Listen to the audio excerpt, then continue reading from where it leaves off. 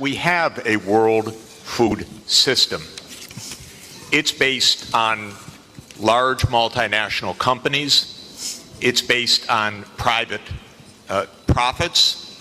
It's based on a very, very low measure of international transfers to help poor people, sometimes none at all.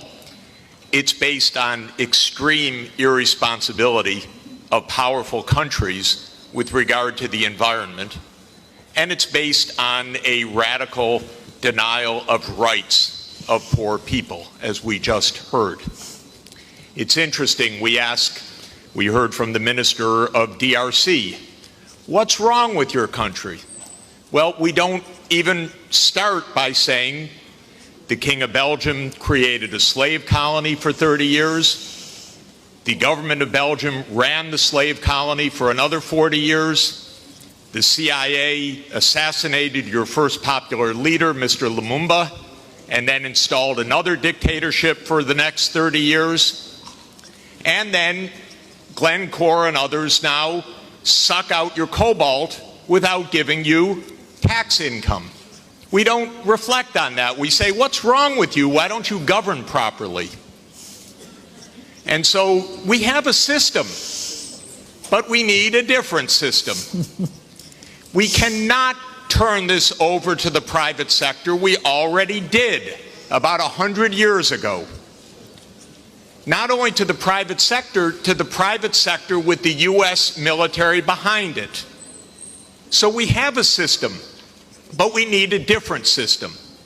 And the different system has to be based on principles of human dignity in the Universal Declaration, principles of sovereignty, principles of economic rights, because these are not nice things to do. In 1948, all the government said that food is a right, social protection is a right. I come from a country that not only doesn't care about the world's poor, it doesn't even care about its own poor. 1 in 7 Americans is hungry right now. And they don't care. I mean, the poor people care, but one political party, all it cares about is cutting taxes for the rich and filibustering any solution. So we're in a world that's really tough. The private sector's not going to solve this problem. I'm sorry to say to all of the private sector leaders, behave, pay your taxes, follow the rules. That's what you should do. By the way, the IMF has done wonderful studies in the last 2 years showing that we have a financing gap of about $400 to $500 billion a year for the basics for the SDGs. They show the gap, but nobody comes up with the solution, which wouldn't be so hard because that's just not a big number. It's 0.5 of 1% of world output.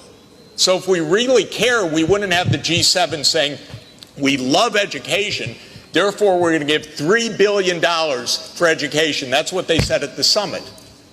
But what UNESCO has shown is that you need at least $30 billion a year. Minimum. We need the UN as the core and central institution of this world, period. Because this is the only way we're going to have a civilized world, is a strong UN. And it cannot be that the whole UN budget is less than my neighborhood's budget in New York. And then we say, why don't things work well? Because the rich are hoarding everything. Final point, rather than our 3 billionaires going in space, well, they could go into space and stay there and leave their money behind. That would be one idea. But another idea is we have 2,775 billionaires on the current list. Their combined net worth, 2,700, is $13.1 trillion. Now, I have it on good authority, you don't need more than $1 billion to be comfortable. But they have an excess of $11 trillion over just the $1 billion. So we should be taxing that and having a civilized world. Thank you.